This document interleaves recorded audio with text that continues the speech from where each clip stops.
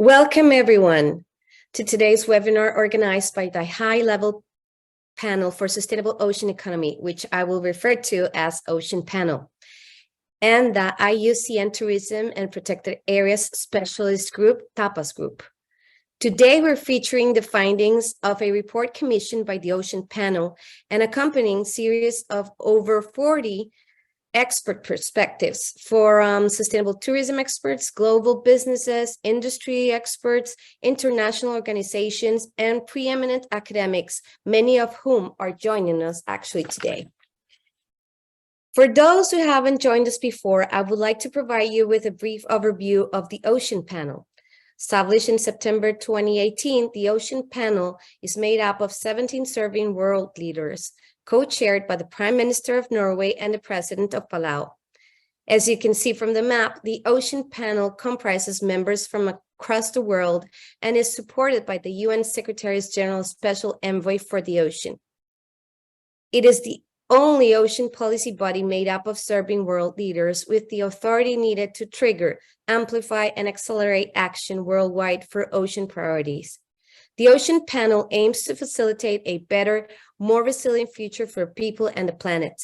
The goal of the Ocean Panel is to deliver a sustainable ocean economy where effective protection, sustainable production, and equitable prosperity go hand in hand.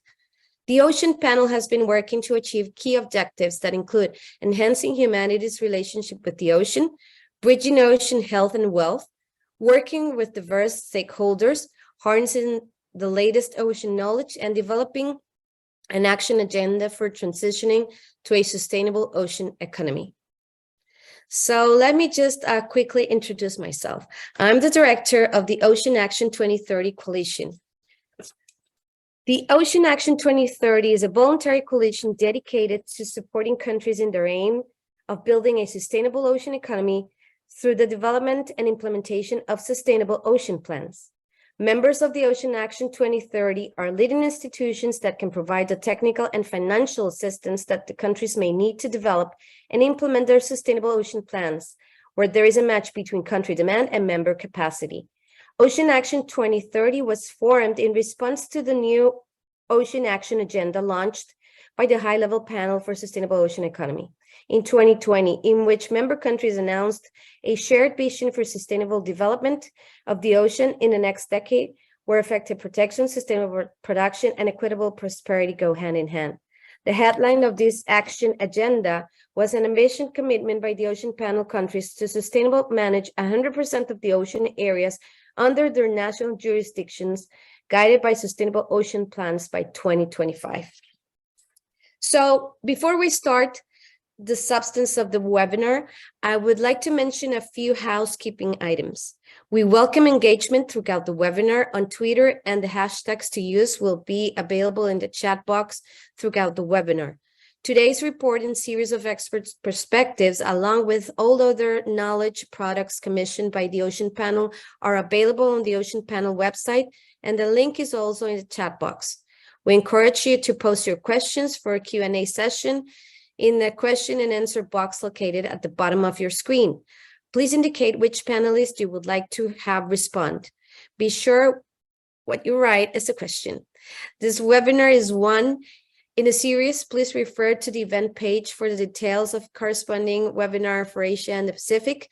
Both webinars will be recorded and will be available to view on the event page by early next week. I will now hand over to one of the report's lead authors, Peter Schumann, to present high-level findings from the report and the associated expert perspective.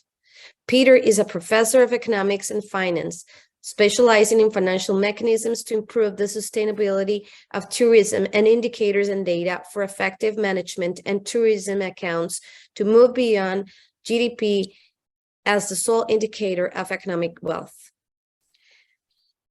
Peter Schumann is a professor of economics from the University of North Carolina, Wilmington. Peter, thank you. The floor is yours. Thank you, Cynthia. It's a real pleasure to be with everyone this morning. I'll do my best to keep under time, so we'll get right started. Some context. As part of the Transformations Agenda launched by the Ocean Panel in 2019, Ocean Panel members agreed to this goal: by 2030 to ensure sustainable, resilient, and regenerative coastal and ocean-based tourism. This 2030 goal was the starting point for supporting research, and this research culminated in a pair of reports. The first report pertained to emerging themes and questions about the future of the tourism sector writ large. The second report, the report that I'll be discussing, pertains to sustainable coastal and ocean-based tourism. Eliza Northrup of the World Resources Institute was the lead author and the architect of this report, and there was research and input from a team of 24 experts, 24 other experts in tourism and sustainability from all over the world. I contributed as a natural resource economist. I work primarily in the area of estimating the economic value of environmental change. And most of my career has been spent as a practitioner, collecting data, analyzing data from tourists and recreationists to understand the links between changes in the natural environment, human well-being, and economic value. I should mention that both reports are available on the Ocean Panel website. The starting point for our research was the recognition that tourism is the main economic sector, the economic engine for most small island developing states and coastal communities. 2021 report from the United Nations suggests that tourism comprises 1.1 out of 2.5 trillion in trade flows. So those on this slide, there's a little bit of a typo. Those millions should be billions. It's 44%. It's nearly half of all trade flows related to the ocean economy come from tourism. So this is the largest component of the export value associated with the ocean economy. When we think about the ocean economy, tourism is the biggest chunk. And notwithstanding the slowdown caused by the pandemic, this percentage is expected to increase over time. Recognizing the obvious importance of tourism within ocean economies, we wanted to dig a little deeper and understand of how much of all tourism globally was coastal and marine tourism. So we crunched a lot of numbers, and our investigation suggests that coastal and marine tourism is at least 50% of the global tourism industry. Okay, so what do we know? We know that coastal and marine tourism is the largest component of all tourism, and it's the largest component of the ocean economy. That's the good news. We have a very powerful economic engine. We have lots of resources that can be harnessed from this economic activity. The bad news is that for many destinations, the path we're on, the pre-pandemic path that emphasizes mass tourism and metrics like arrivals, the path that we're currently on is clearly unsustainable. The science is there. The science is deep. The science is clear. For those of us that are old enough, we don't even need the science. We just need observation to understand that when unmanaged, coastal and marine tourism will continue to dilute culture and degrade the natural environment.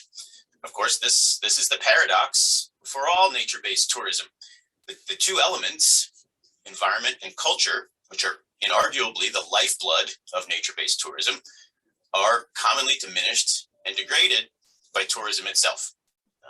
There's no shortage of evidence here, and this evidence isn't necessarily new. What's new is the vulnerability of the current model that was highlighted by the pause. The global pandemic served to really illustrate quite clearly the unsustainability of the current model. And so our message is to realize, hey, we have this pause. It's a time of reflection, a time for analysis and research. And one of our main messages is that a shift is clearly needed to avoid returning to business as usual. So against the backdrop of the magnitude and economic importance of coastal and marine tourism, especially for small island developing states and coastal communities, and against the backdrop of the temporary global collapse of the tourism industry, our approach was to analyze the 6 global trends that are expected to shape the future of tourism, coastal and marine tourism especially, and to couple these trends with opportunities to be leveraged, challenges to be addressed, and build a set of recommendations that destinations could employ to transform the way we think about sustainability in the coastal and marine tourism context and the way we operationalize it. So one of our main conclusions is that tourism stands out in its potential to serve as the foundation for a truly sustainable ocean-based economy. We think about sustainability on three main grounds, right?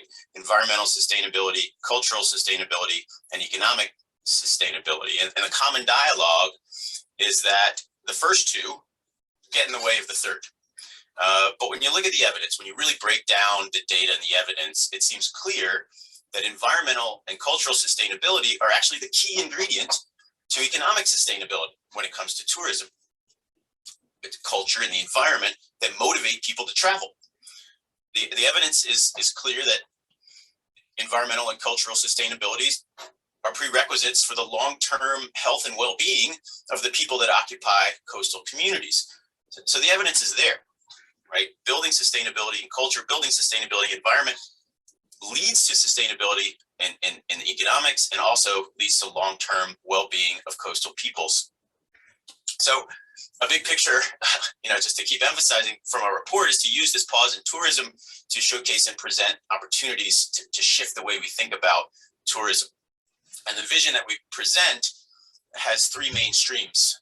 And the vision is that these three main themes become the mainstream, become the standard, reducing the negative impacts of tourism on the local environment, reducing impacts on economy, reducing impacts on community, and coupling those efforts to reduce impacts with an increased focus on regeneration and resilience, regenerating the natural environment, regenerating local markets, regenerating communities and culture, and building resilience to threats and shocks and crises that we know are coming down the road.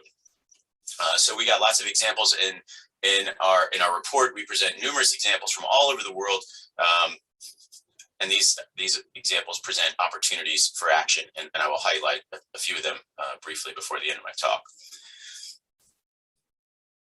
Change. Realizing this vision of sustainable coastal and marine tourism as the foundation for a sustainable ocean economy is going to require change. How can we affect that change? First, in terms of who must be involved, this is an all hands on deck kind of situation. Industry, governments, communities all need to work together to support the systemic change and the scale of change that is required. So effort has to be directed toward purposeful collaboration, and resources have to be directed toward purposeful investments, both by the public sector and the private sector. The inspiring examples that we present in the report, and there are dozens of them, need to be replicated and scaled up. Another really important conclusion from our work is that the true potential for coastal and marine tourism to be regenerative, to be resilient, is mostly untapped. It's just potential at this point. We see quite clearly that potential, but we're not recognizing it. We're not realizing it. Importantly, in terms of involvement, our report identifies tourists themselves as critical agents of change. Studies show that travelers are demanding sustainable tourism options that align with their values. And so governments and industry leaders, again, private sector and public sector, need to dedicate resources that provide access to opportunities that allow tourists to do their part. Tourists want to do their part, but we have to give them the pathway. Another key point from our report is measurement, data, accounting, analysis, analytics. To plan this path, we need data. We need to move beyond GDP and other traditional headline measures of economic success. And so our report proposes and presents a new set of 32 indicators which can be adapted to destinations, and these indicators account for the resilience and regenerative aspects of sustainability. Here's a look at some of those indicators. This is just the environmental side of things that incorporate regeneration and resilience. And obviously these will be tailored at destination level to national priorities. But importantly, once compiled, these indicators provide the basis for decision-making that's based on evidence, supported by data, supported by analytics, rather than policy-making and decision-making through trial and error.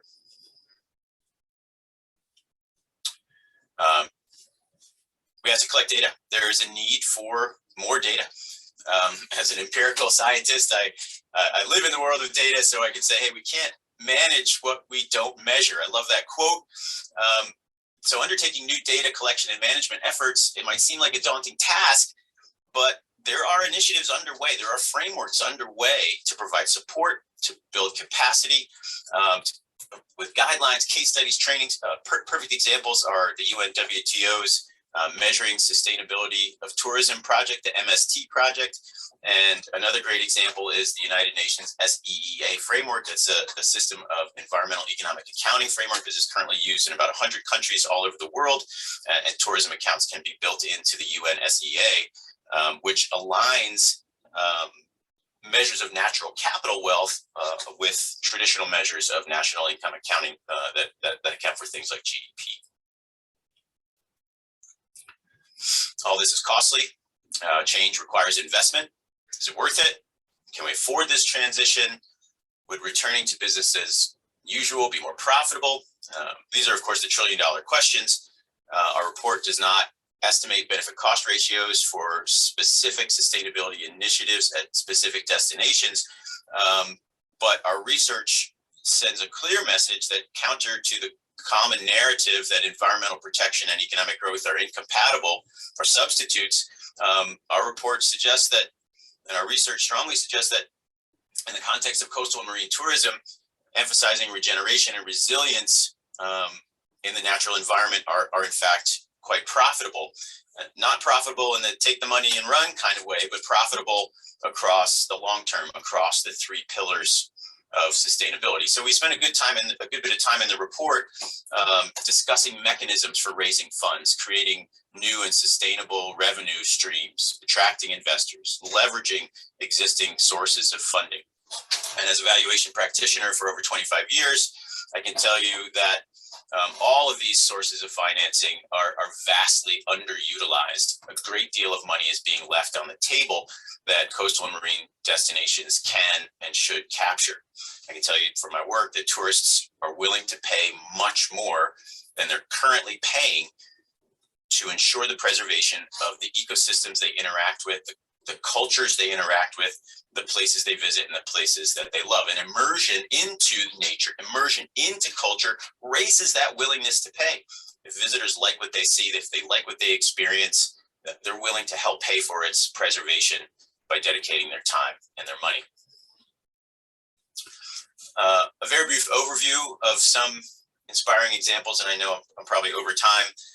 Palau provides a great model for positioning tourists as agents of change with their Palau Pledge. Palau is the first nation on earth to change its immigration laws for the cause of environmental protection. They require visitors sign a passport pledge to act in ecologically and culturally responsible ways. Barbados provides an excellent example of building resilience through multi-purpose infrastructure.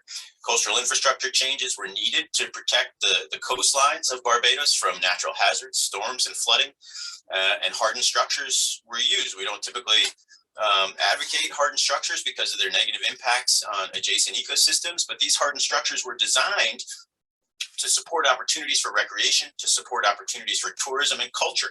I've worked closely with the government of Barbados on these projects, and because of the recreation and tourism elements, notwithstanding the storm protection elements, the benefit cost ratios on these investments are quite impressive. New Zealand provides a great model for regeneration and inclusivity in tourism in the coastal Bay of Plenty. This is an area that's extremely important to Maori history and culture. It's managed in a regenerative destination management plan. And the area generates up to more than $1 billion annually within the region. Bonaire provides a great example of the power of data and analytics to inform decision-making. The Bonaire National Marine Park is one of the only marine protected areas in the Caribbean that's almost entirely financed by user fees. Their system of user fees was based entirely on valuation studies that began in the early 90s. They used valuation studies to understand that visitors were indeed willing to pay these user fees. They used data to understand how much visitors were willing to pay, and they established the visitor fee program. And it's it provides all the revenues needed for the park, and subsequent valuation studies two times were used to raise the fee. Before they raised the fee, they did the work to understand that the market would bear it. But again, the power of using data and analytics to inform decision making. I'll conclude by reviewing some of the main priorities and opportunities that we present in the report. Of course, coastal marine tourism is highly localized, so there's no single set of recommendations that's going to apply across the board. National priorities, local priorities have to be built into these. But first, we want to emphasize the importance of leveraging tourists' desires to travel sustainably and give back. Again, this is a vastly untapped source of revenue, source of resources for conservation, for rehabilitation, for resilience.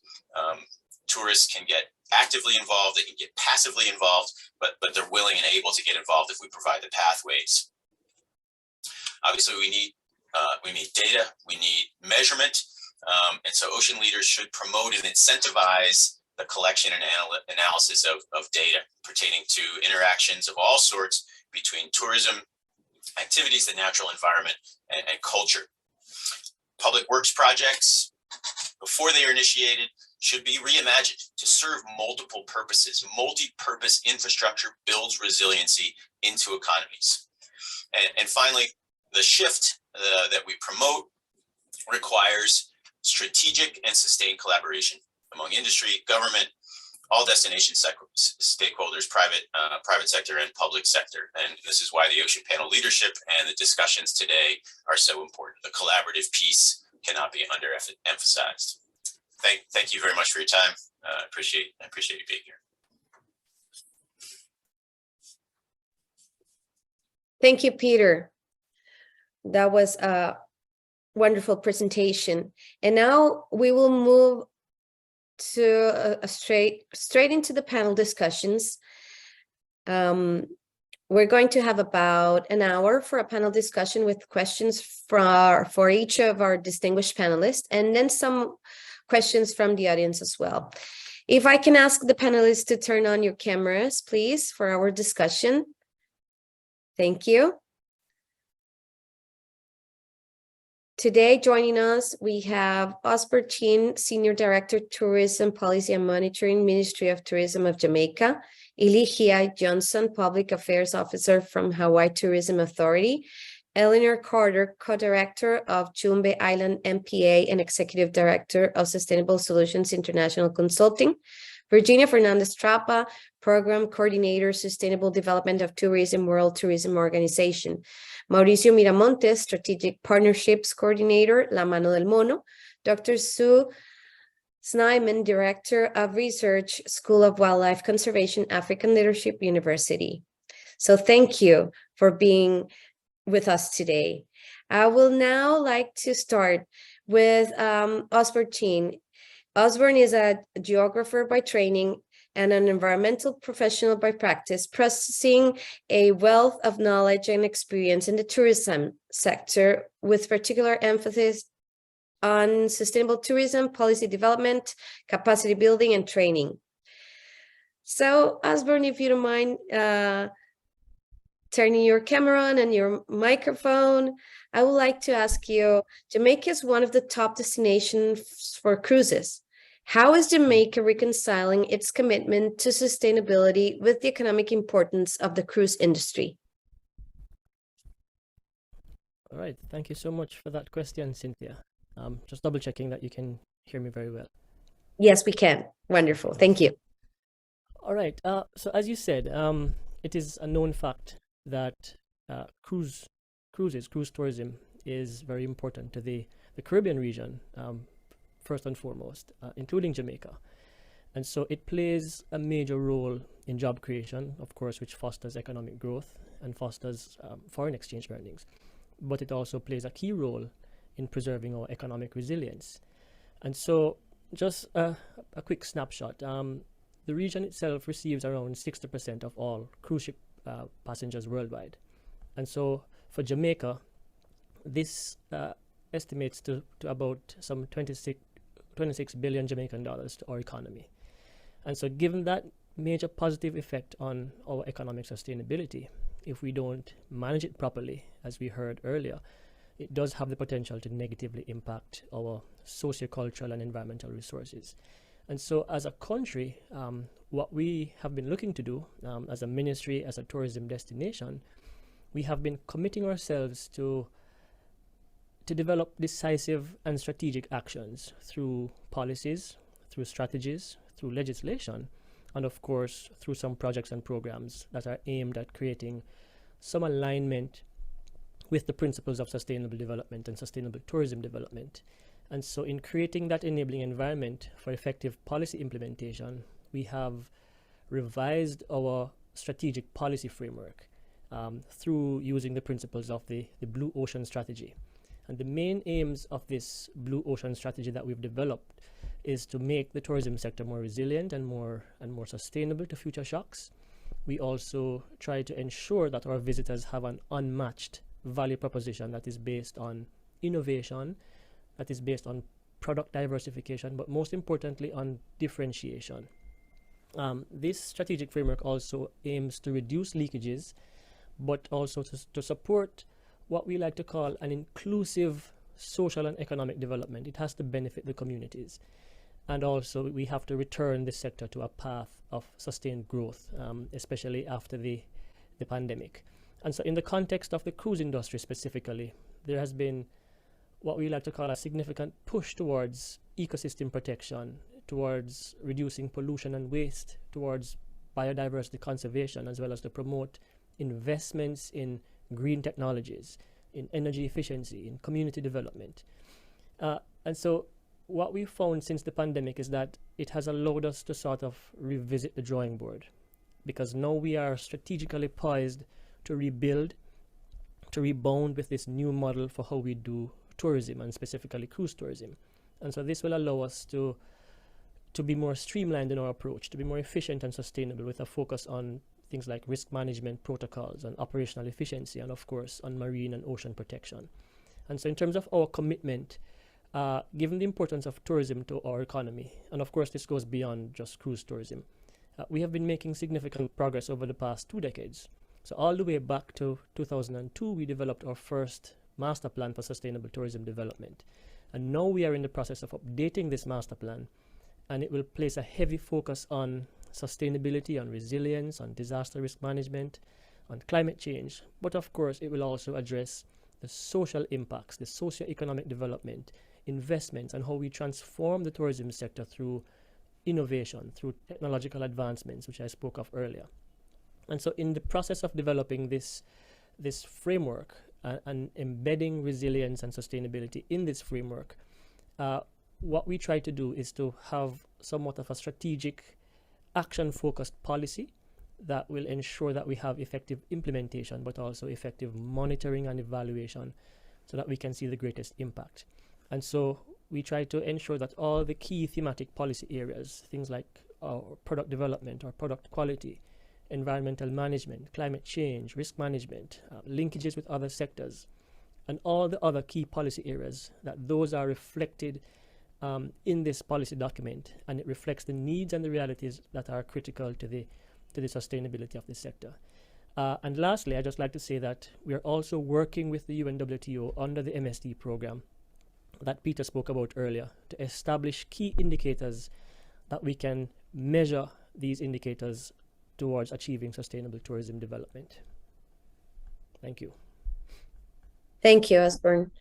I would like to now ask Ilicia Johnson, who has over a decade of experience developing and executing strategies for federal, state, and municipal governments, agencies, businesses, and nonprofit organizations.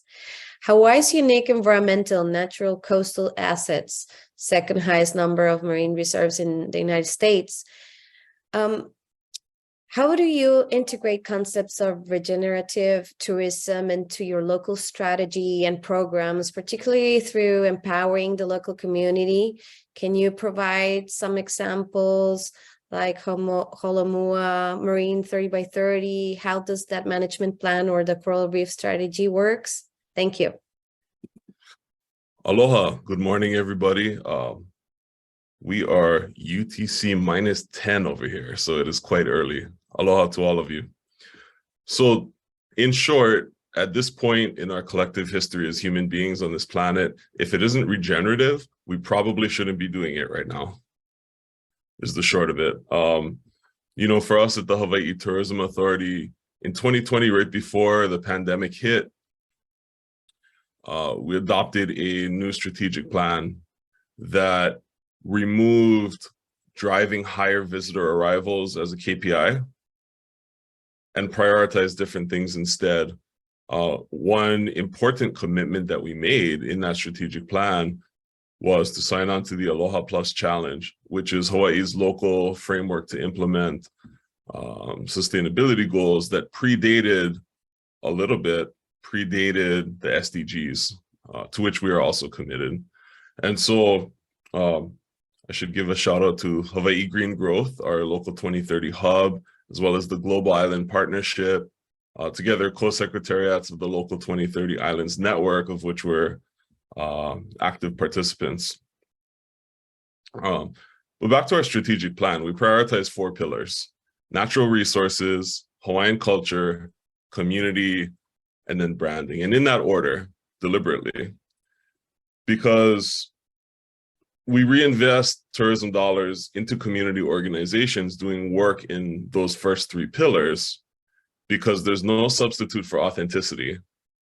Authenticity can only come from the natural resources we love, from the culture that we embrace, and from the community that thrives on these islands. Absent those, nothing to brand. So for Native Hawaiians, our relationship with our environment is familial. When we talk about protecting the ocean, we're talking about protecting a beloved elder. We're talking about protecting, you know, all the creatures in the ocean have familial ties. It's all connected, as, you know, the science world has understood, so too did our ancestors in their own ways of science. And part of the care for those natural systems includes providing the time and the space for regeneration, a concept that you know, a concept known as the kapu system, right? It's not just about saying no, it's about allowing that space and that time for regeneration. So when we think about what a modern kapu system would look like, you know, 2 examples in particular I want to point out. And the reason I want to point them out is because they are very, very popular with visitors. And so these 2 places are some of the biggest friction points between tourism and the natural world. So Hanauma Bay on Oahu and Kahalu'u Bay on Hawaii Island. They both get a high volume of visitor traffic. They both have fantastic sea life that live on the coral reefs there. And both of them are accessed via municipal beach parks. And so you get the kind of jurisdiction friction, if you will, between a city park, state-managed oceans. And both of those places have dedicated groups who stepped up to take a holistic look at that management, including restrictions on entry, including management of numbers, and including, most importantly, education. Because if a visitor can come to Hawaii and learn and experience the way that we care for our place and return that love and care to wherever it is they're from, perhaps that's the volume of our contribution to saving the world, is the education of visitors when they come here. Both of those places advocated for and secured periods of rest. In the case of Hanauma Bay, that's every Tuesday. Cannot go.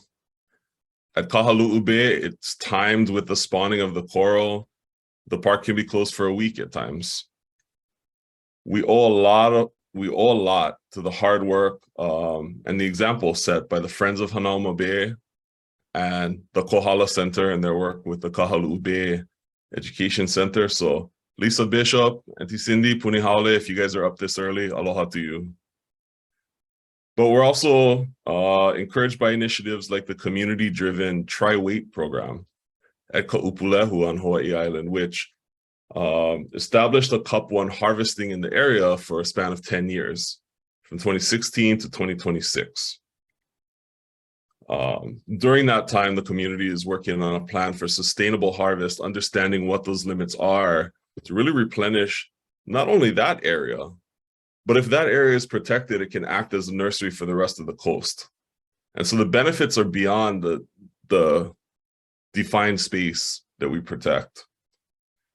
Ka'upulehu is also a site of the renowned Four Seasons Resort Hualalai, the storied Kona Village Resort, which is opening again soon. Already booked already for 2023. Shucks. And luxury residential homes. And the investment that the resort has made into natural resources, funded significantly by tourism, the investment in a Department of Natural Resources, the restoration of natural ecosystems, cleaning out ancholine ponds that had long since grown over, all of that contributes to restoring that abundance in the area. And so Tri-Weight is among the examples of community-driven initiatives of marine management that the state hopes to advance through. You mentioned the Holomua 30 by 30 initiative that hopes to effectively manage our marine resources with at least 30% of each island's nearshore waters by 2030.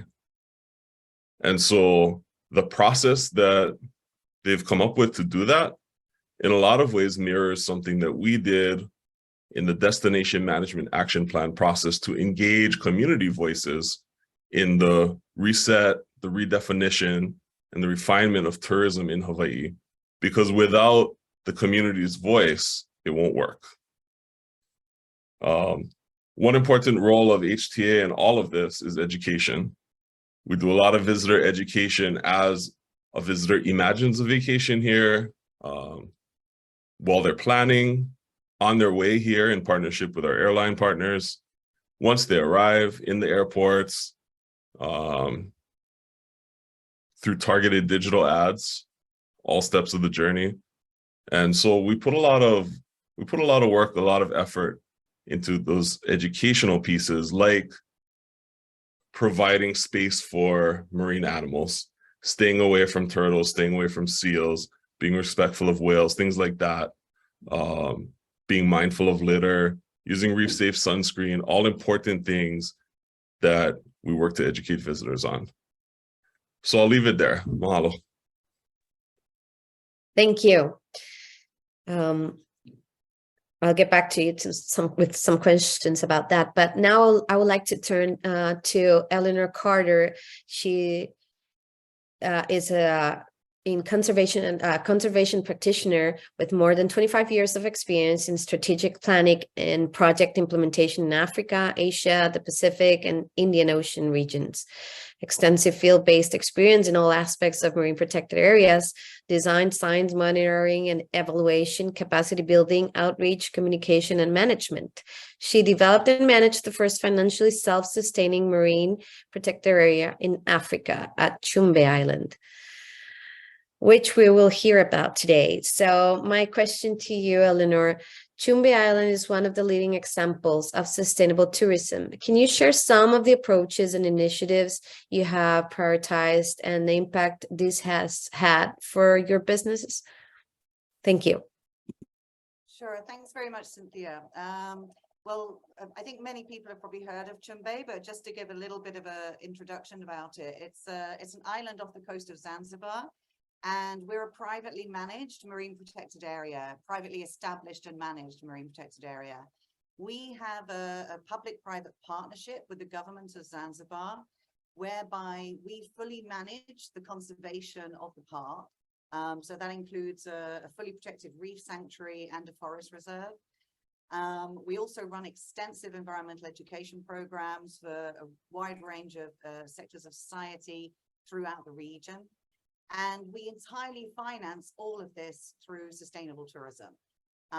So we have an eco lodge on the island that has limited capacity. We built it to have zero impact to the environment. It's won a lot of awards. It's built with eco architecture technology. everything is renewable energy, rainwater catchment, greywater filtrations, advanced systems, etc. And we also have limited capacity day visitors to the park. And I think what's really special about this is that that entire financing means that this protected area requires no financing from state. And it's very unusual in that respect. We operate as a not-for-profit organization. So even though we run a full tourism enterprise on the island, 100% of that revenue is put into the conservation work and the education programs. We were established in the mid-90s. I'm giving away my age a little bit there, but and what is surprising to me as a practitioner in the field is that we are still one of the only fully holistic models of self-financing privately managed marine protected areas in the world that requires zero financing from state. So I think that's really what we are. If we ask about approaches and initiatives that we prioritize, really it's that holistic model actually. Right from the beginning, that holistic model was exactly what we wanted to develop because all of those elements are interdependent on one another. You need the sustainable tourism to finance the conservation, to finance the education, to preserve the natural resources, as Peter mentioned earlier, that in return, tourists are actually coming to see and are drawn to. Another major part of it, the bedrock and foundation of the project, was the engagement of local communities right from the outset, local communities and government. So the project is entirely staffed by people from local communities who receive on-the-job training, scholarships, in-work experience. And we also directly support a lot of community enterprises that we have partnerships with. We also have an advisory committee that supports us in the management, and that includes the elders from the communities, the government representatives, universities, academics. So quite different to any normal tourism business would have. So we very much engage with wide sectors of society on all elements of this holistic program.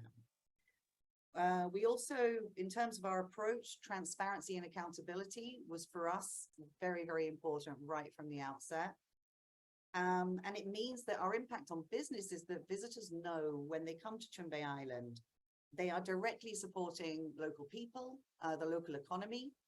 They're supporting communities, schools, and they're helping to protect the natural resources that they are coming to see and that are absolutely vital for the local economy, not only for that particular site, but for wider ecological impacts and fisheries income, etc., that it in turn impacts. And again, that feeds back very much to what Peter was saying earlier on about this this approach to tourism. So that's basically answering your question. I think to reiterate something Peter did say, though, for me, this is a very untapped area. The fact that we've been going for 25 years now, very few conservation projects that are not state funded can say that.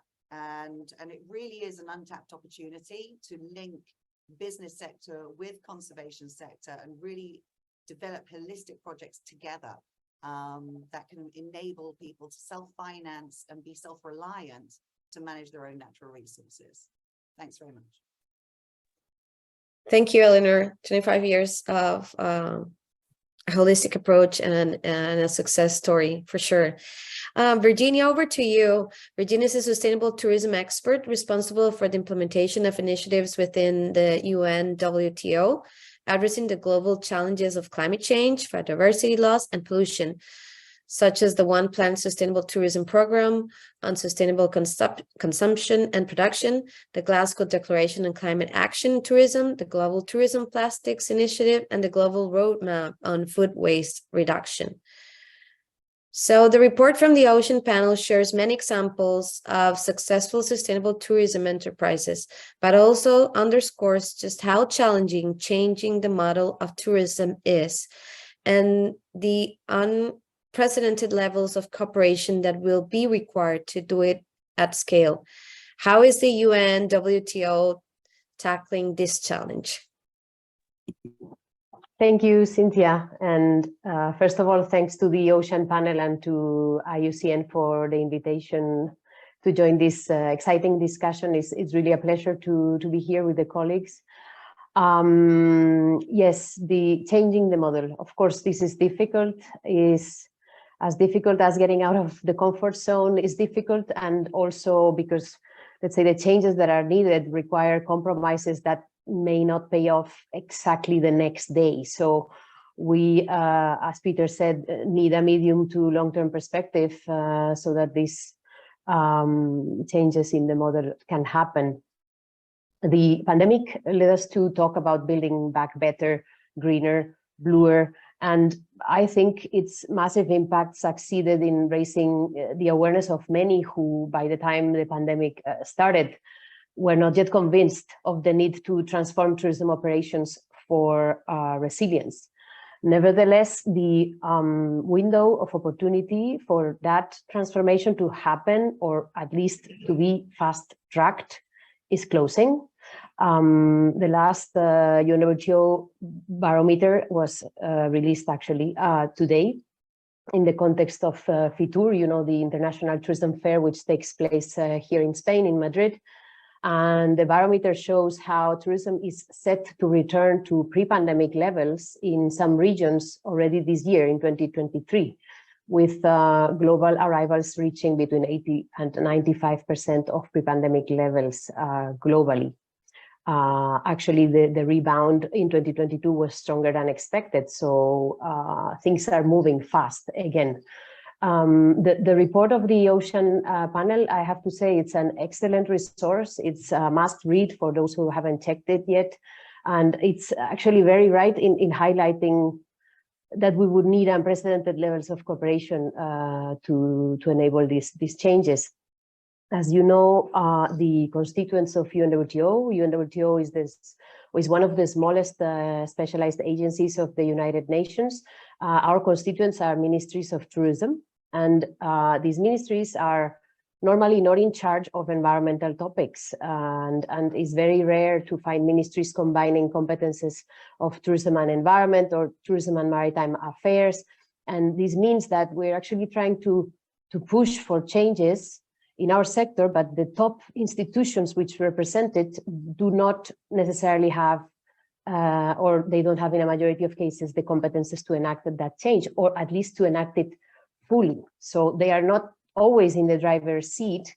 And despite this fact, I have to say that things are changing, and there is more and more willingness from our constituents to interact with other ministries, those in charge of maritime affairs or those in charge of climate, etc.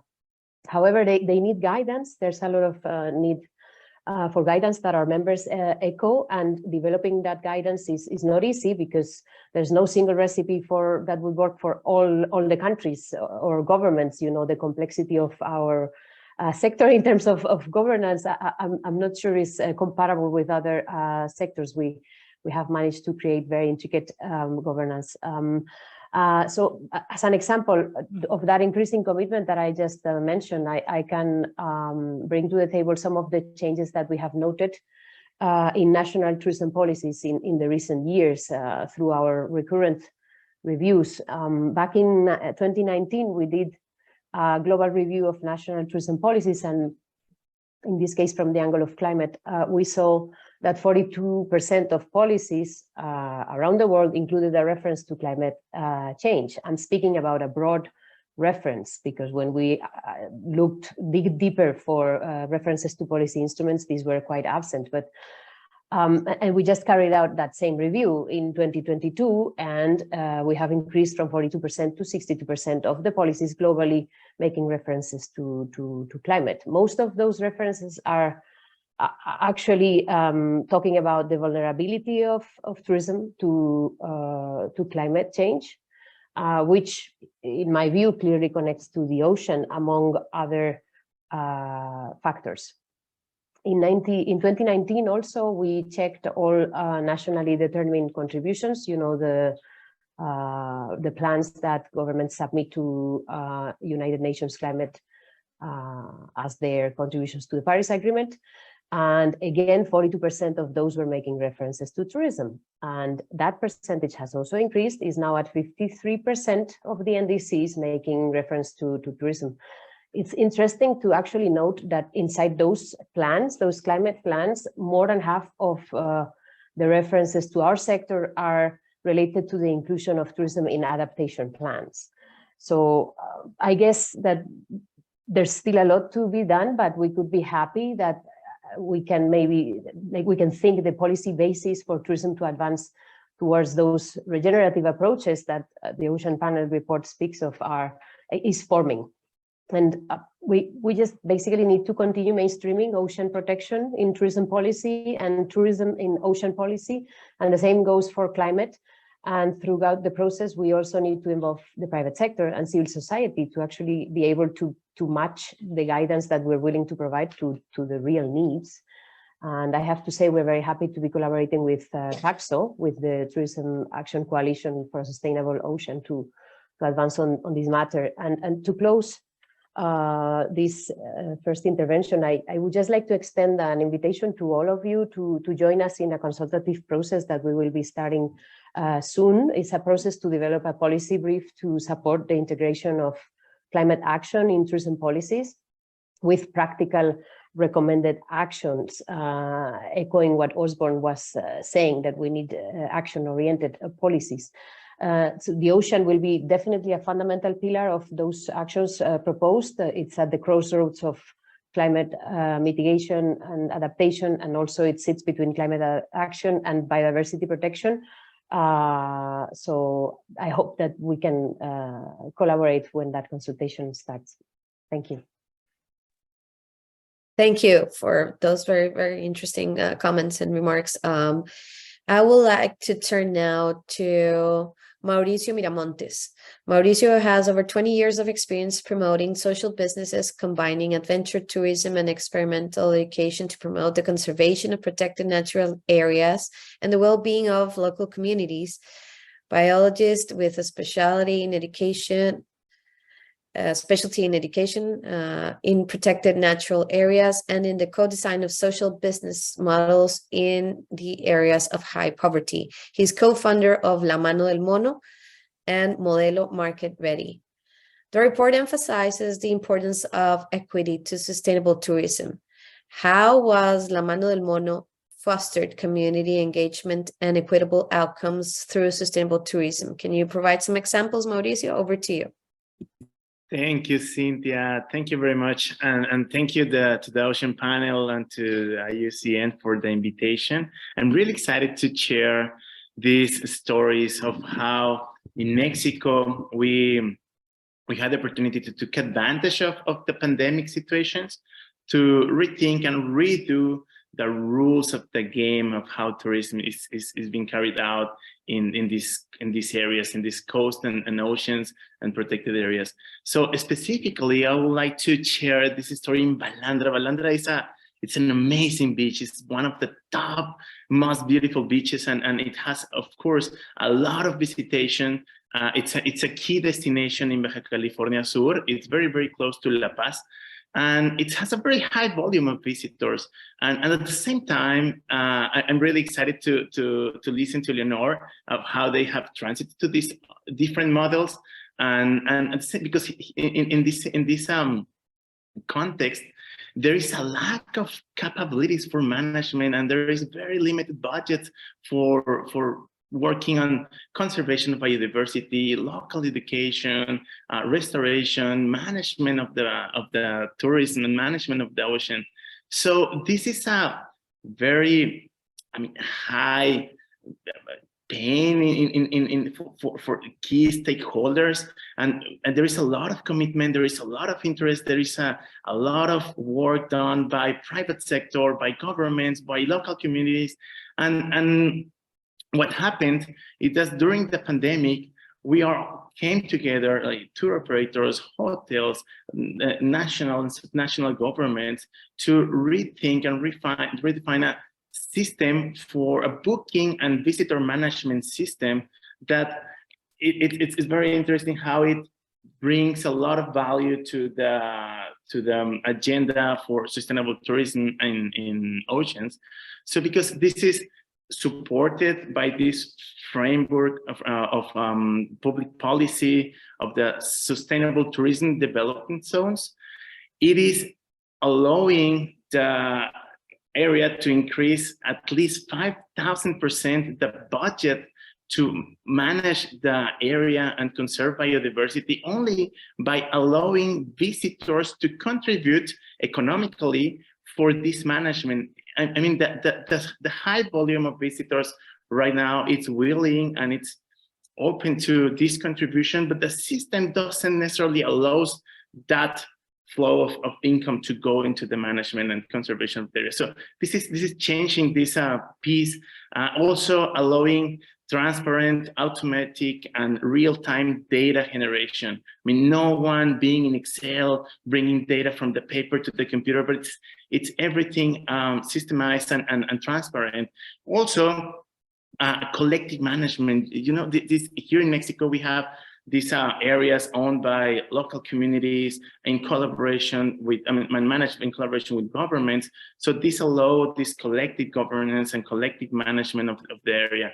So this is a game changer. And again, this is thanks to the support from private sector and from government. Mexico is being leading, is a member of the Ocean Panel, pushing this agenda on tourism, is being very, very active on this and creating public policy instruments that facilitate these local initiatives that are 100% able to be replicated and to be scaled in other areas of Mexico. And of course, this is in one protected area, and it's 100% complementary to the other instruments that are working on a wider approach of the whole destination, facilitating this collaboration. So this is a game changer. This is happening right now this year.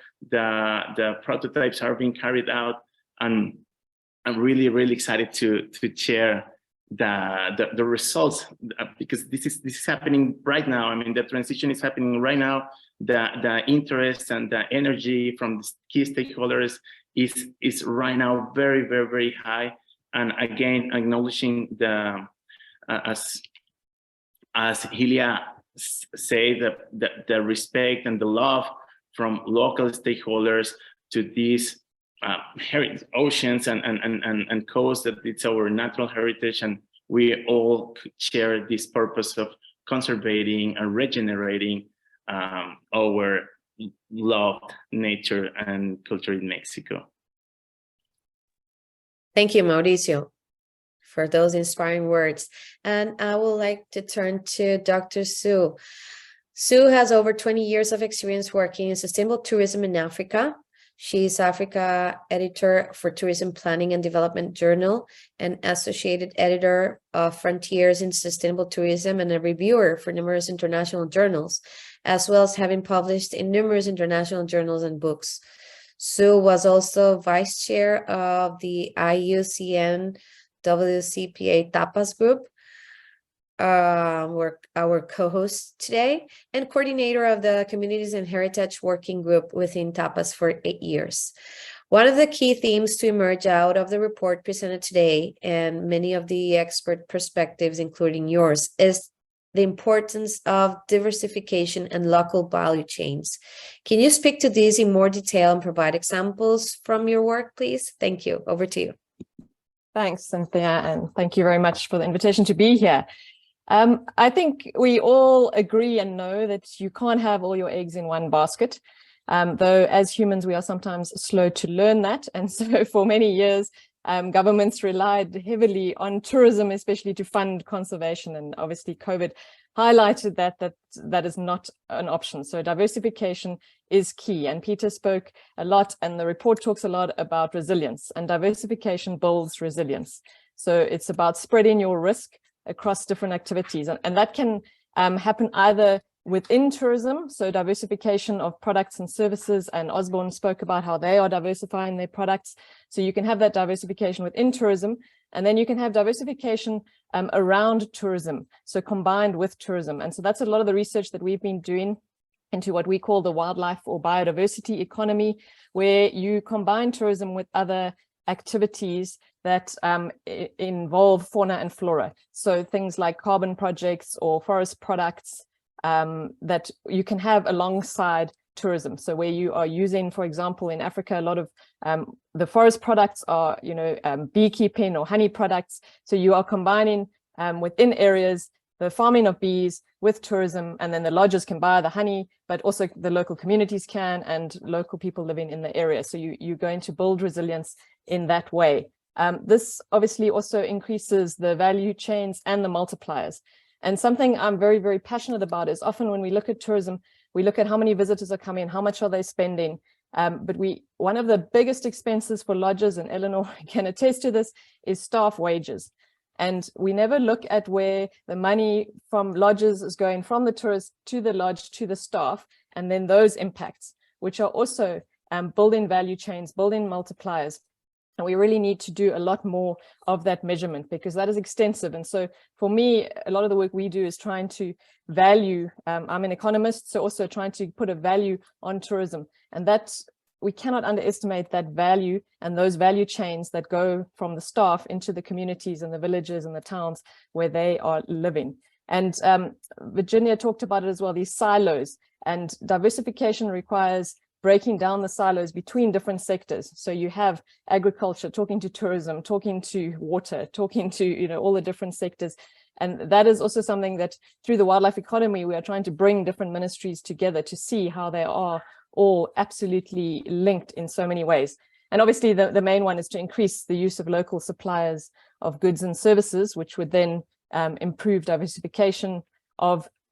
So value chains cover the sourcing, the production, the consumption, and the recycling. And so what we need to do is use more local suppliers for each one of those different services and products along the value chain of tourism, which is extensive.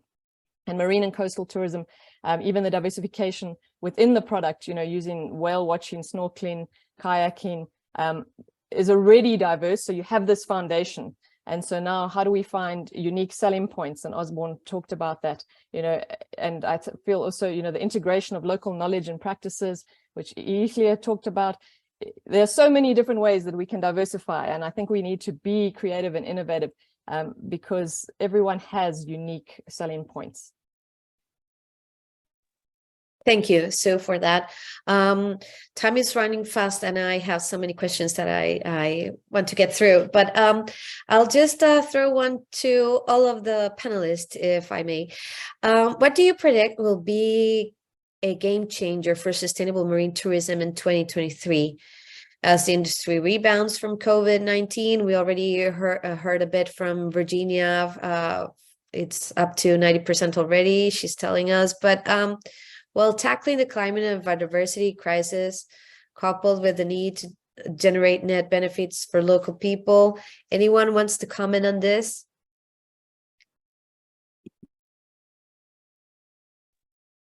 I can jump in quickly.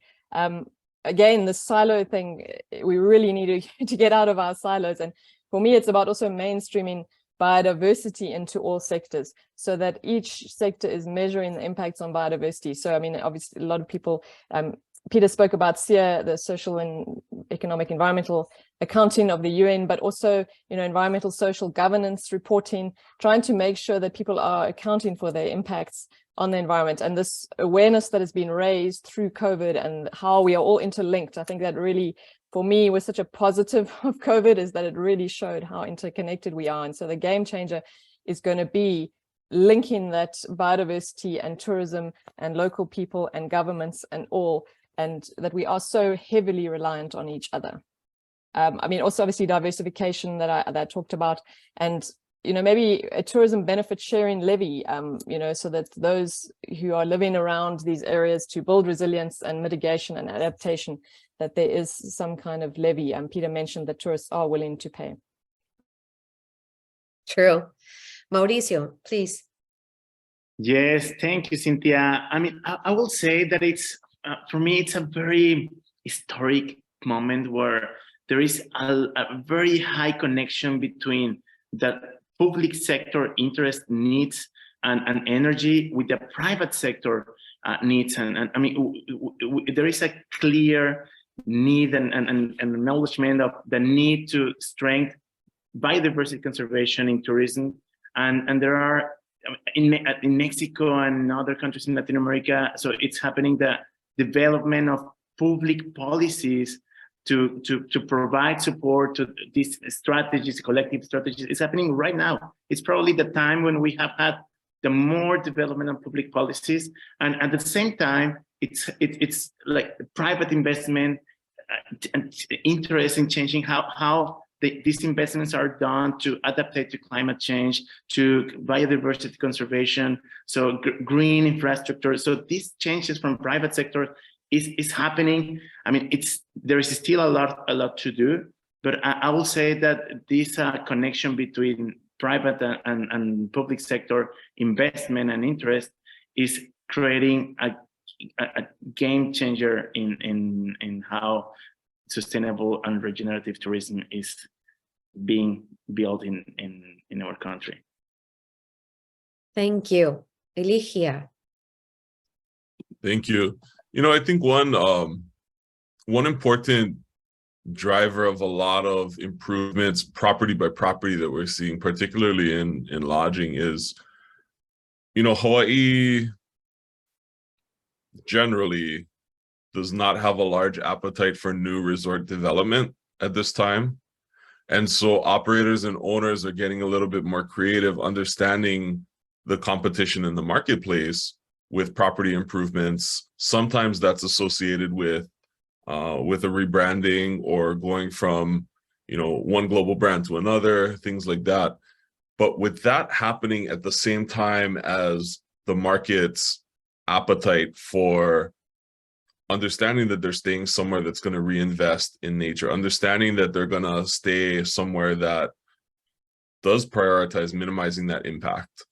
I think it's a really good mix that's happening at a time in Hawaii when, as I said, there's not a whole lot of appetite for new development. And so we're seeing interesting reuses of some of the more classic or legacy properties, making them a little, you know, more friendly to the extent they can, incorporating renewable energy, incorporating water saving, improved landscaping that's closer to native landscaping, all of which, you know, ends up in the ocean, right? Good, bad, or otherwise. Anything you do on land is going to end up in the ocean. And so a lot more properties are taking that to heart. So that's encouraging. Thank you, Osborne. Yes, thank you. I think as a game changer, I think as destinations, we need to have an increased focus on sustainable destination management. So the entire process of destination management systems, that has to have a critical focus on sustainability. These systems have to somewhat balance the economic, the social, and the environmental considerations, which are increasingly important to our visitors, you know, to the visitors, because they are in a position now where they're seeking out authentic and responsible experiences, especially after COVID-19. And so what we have done here in Jamaica is to put a greater emphasis on community-based tourism and these models which impact the local communities directly. So we try to involve them in our local planning, in the management, so that they can benefit more from tourism. Because if we don't do that, then we'll always have that old model where the local communities, you know, are the ones who benefit the least. And so we want to involve them in the decision-making process, to involve them so that they can benefit more from tourism.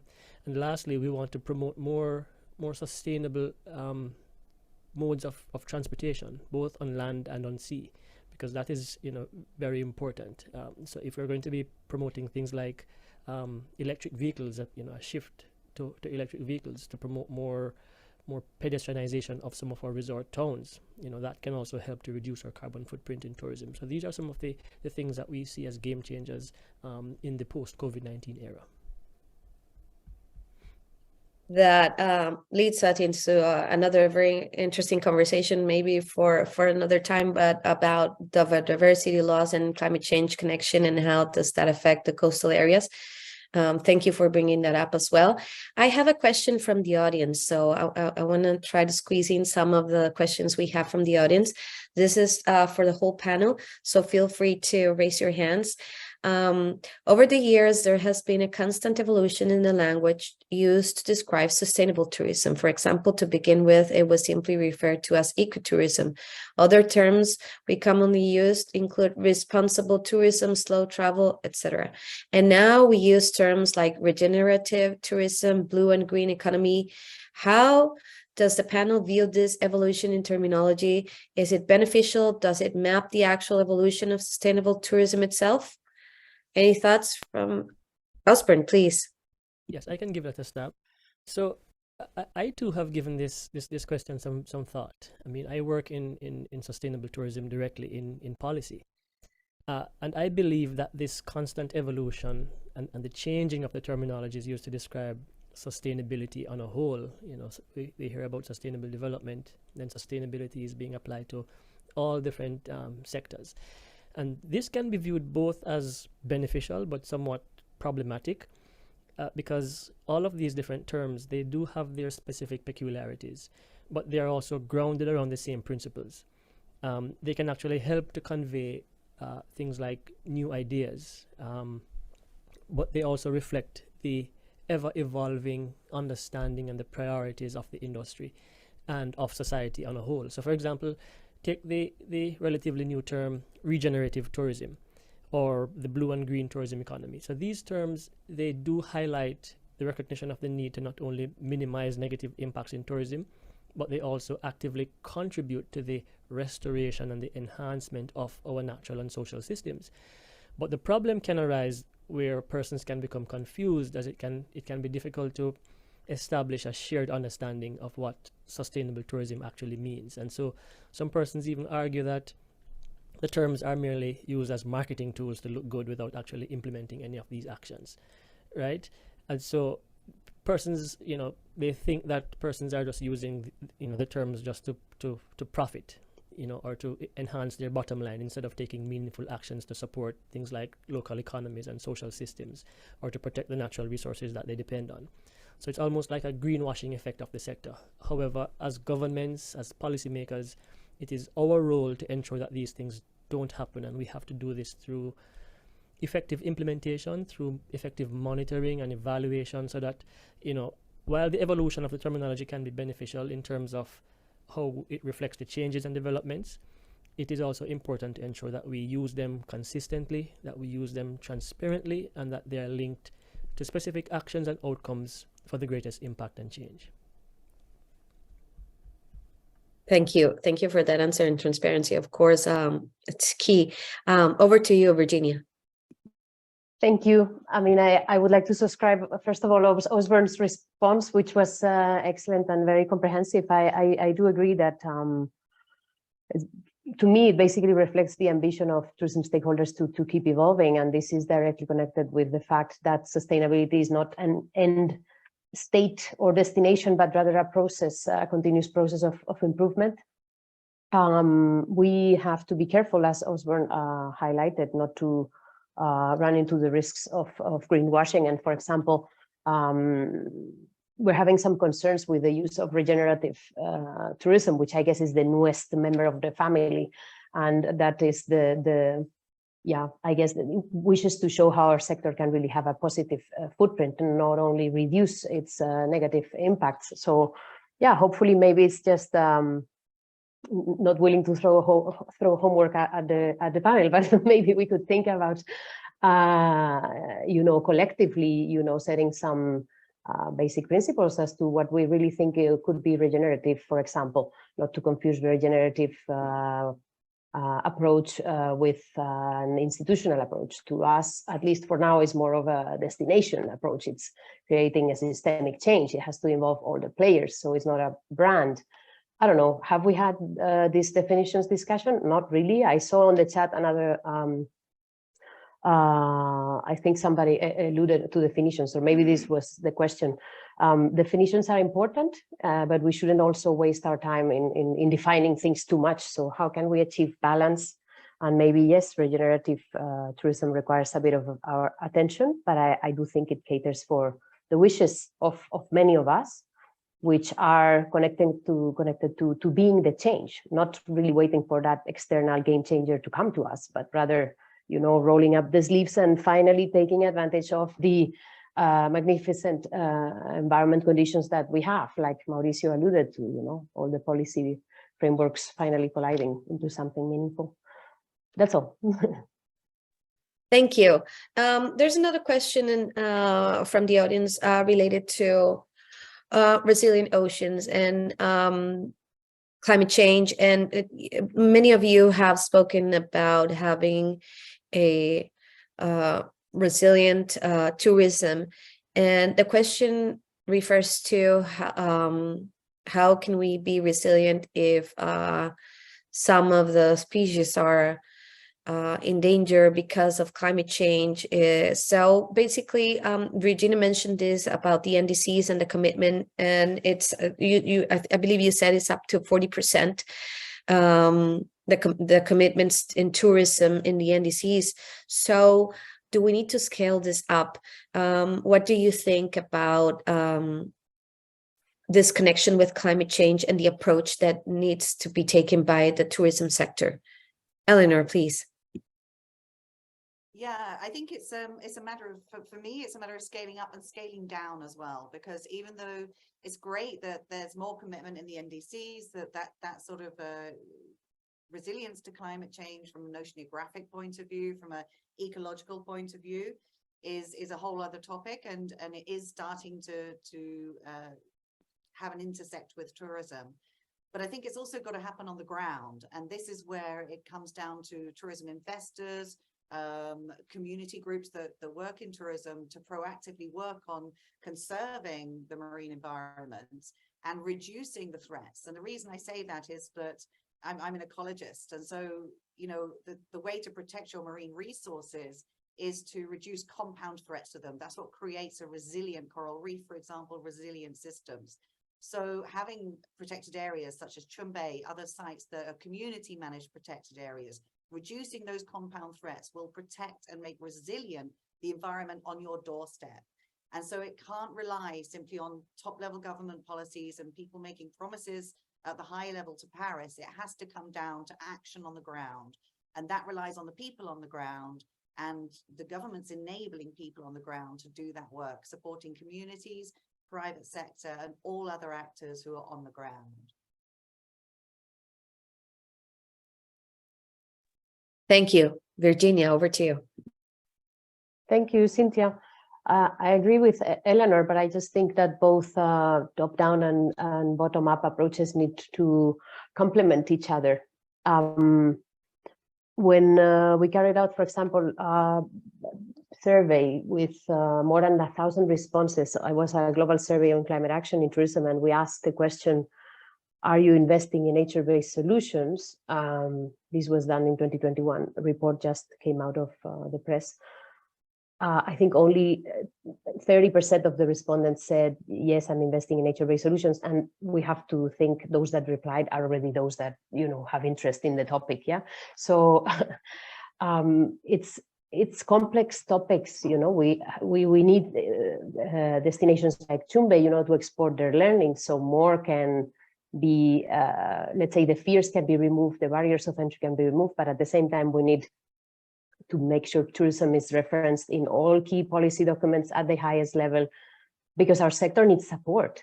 How are we going to mobilize the necessary funding, and how our ministry is going to be fully equipped to, you know, enable these changes if the funding is not then flowing to tourism? It's very difficult. You know, we can't rely on private sector funding to a certain extent, but I don't think it would be sufficient. So hopefully both top-down and bottom-up will converge for accelerated action.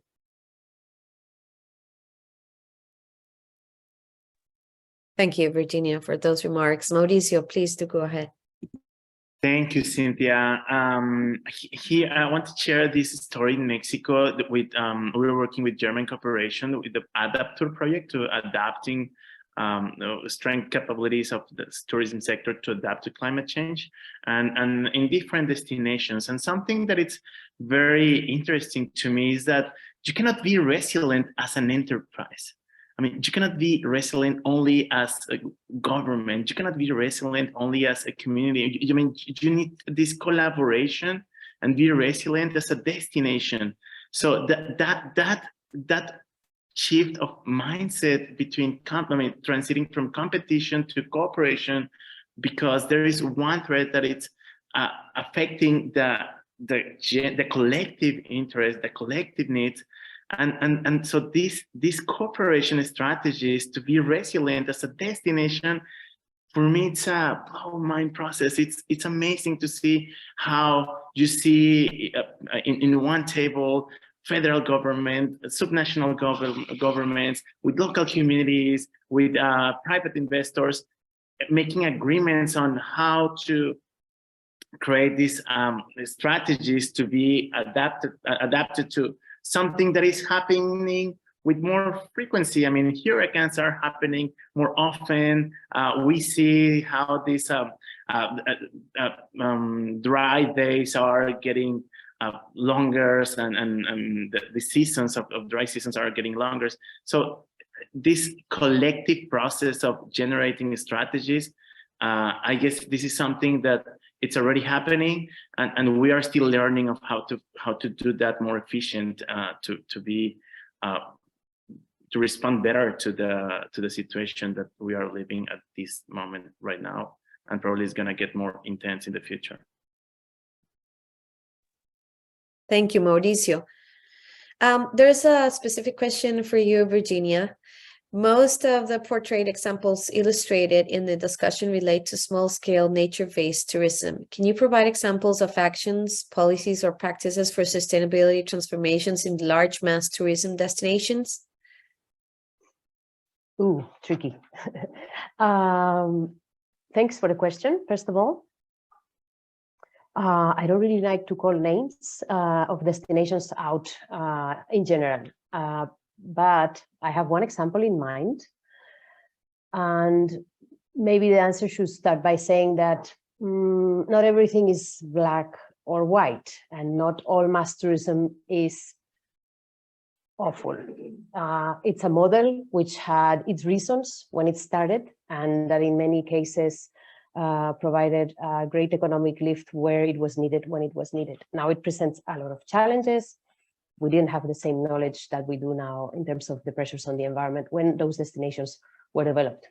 Some of them were developed also later, so those have no excuse. But speaking of the model, what I'm trying to say basically is that there are a lot of efforts also being undertaken by destinations that are mass tourism destinations, but it's not as easy to see them, to portray them as a whole, as a best practice, because you were saying most of the examples are from smaller interventions. I think that's the reason. It's not that mass tourism is not making efforts. Many of the destinations are. For example, the destination I was thinking of, and I will mention it, is in Spain. It's called Benidorm. It's in the East Coast. It's full of skyscrapers, extremely close to the beach. The beach is magnificent. It's been a destination since the 50s, since Spain started developing the East Coast. You will still see it as a mass destination. Maybe what you don't see is that they are top in managing water circularly. They are a worldwide model for this. They are top in managing waste. They have one of the most advanced waste tracking, let's say, technologies and mechanisms, and they are reducing their impacts drastically. But will you include it as a best practice in terms of coastal tourism? Probably you can't, because the model, the origin was wrong. Anyway, I hope my answer is not been too confusing. Just to say, all kinds of tourism can be more sustainable, including mass tourism. Thank you for that. Unfortunately, we're running out of time. It always happens when we're having such a great conversation. Time runs very fast. I would like to thank all of our panelists for joining us today and for your wonderful comments, remarks, and for this wonderful discussion. We'll try to wrap it up highlighting what you have mentioned today. Peter Schumann mentioned that tourism is the biggest chunk of ocean economy. 50% is coastal marine tourism. So what I really like about the report is that he talks about opportunities for actions. So rather than speaking about challenges, he's talking about opportunities for action. So that brings hope for what needs to be done. A lot of ideas on policymaking based on data. More data is needed to support all these studies, but lots of ideas on MPA management, on tourism taxes, blue bonds, concession fees, so many tools that can help us deliver on the right resilient tourism that we want to have everywhere. Osborne spoke about the Blue Ocean strategy, which seems to be innovative in terms of differentiation, efficiency, and of course on the marine protection as well, and how to combine this. I think one of the very interesting things that all of our panelists address is, and they all agree, that we need indicators, we need different indicators, but we also need to integrate local communities from the get-go, from the beginning. Elijah was very clear on that. And Hawaii is a perfect example of how acknowledging and your community, acknowledging the vision they have, and the elders and what they can teach us and show us in terms of not only regenerating but also conservation. It's a mix of both to actually have sustainable tourism. We spoke about education. I think Elijah mentioned education as well. Eleanor was a great example of a success story on how can we work, and this is private management, and it all goes 100% back to the community, back to the marine protected area. So this holistic approach actually speaks very well of what we should be aiming to do. It's a perfect example, and even though it's custom made for Chumbe, we can always find from these good practices a lot of things to learn. Virginia mentioned that after the pandemic, we should be more bluer, we should be more convinced of the transformation. So hopefully we are more convinced of this transformation. And even though there's no single recipe, we have heard from national tourism policies that are making the changes we need. Mauricio mentioned, even though there's limited budgets, we need the support from government and private sector. Collaboration. Everyone has spoken about collaboration. Sue mentioned not working in silos, and this is very important, having all the, and I believe Virginia mentioned this too, having all the ministries combined. And it's not just the ministers of environment, it's not the ministers of tourism, it's having a joint effort from everyone, having this holistic approach that is needed to actually deliver on a strategy that works, that really delivers, and that is delivers on diversification, resilience, and also delivers on accountability and transparency. I would like to thank you all for your time, for being with us today. There's more information to come in the website that's being posted right now. Thank you for your time. Thank you for joining us. A lot of interesting webinars coming. We'll keep you posted. Please stay in touch through our website. And to our panelists, thank you for your time. I know it's late or very early for some of you, so thank you for joining us today. Have a great day. Thank you.